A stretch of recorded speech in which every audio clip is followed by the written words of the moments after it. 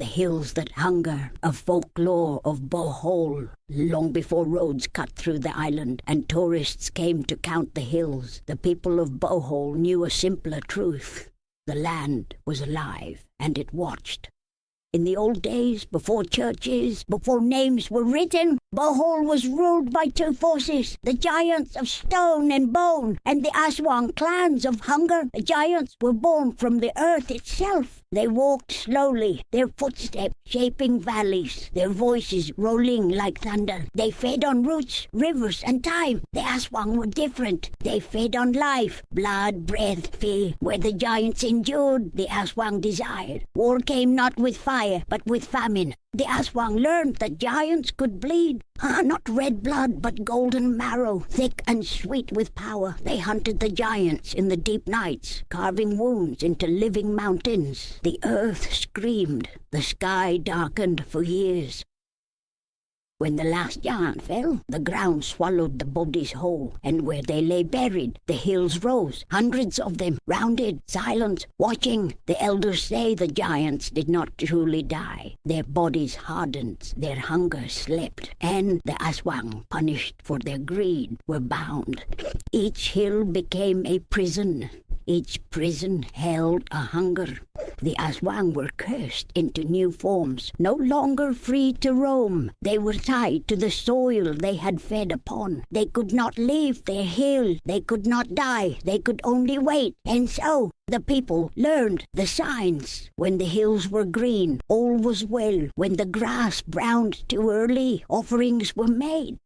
Rice wine poured into cracks. Chickens left at the base. Names of the dead whispered softly, so the hills would not forget they were fed. But memory fades faster than fear.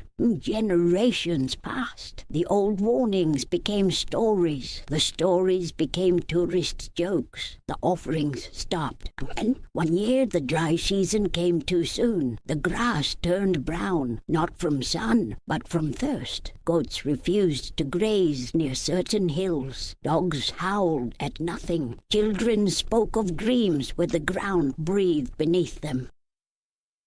Then came the disappearances. A hunter went missing near the hills at dusk. Only his bolo was found, rusted overnight. A midwife vanished on her way home, her footprints ending at a slope that should have been solid.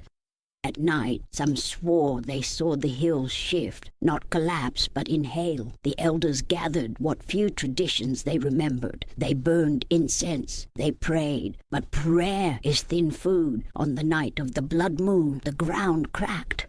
Not wide, not loud, just enough.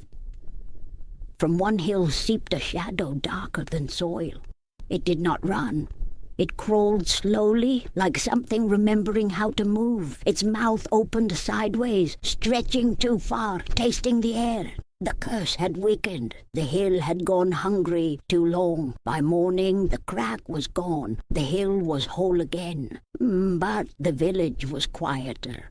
One house stood empty. No blood, no struggle. Only the earth beneath the floorboards was warm. The elders say the Aswang cannot return to the old days. The curse still holds. The hills still bind them. But hunger is patient, and the hills do not need many meals, just enough to remember they were once alive.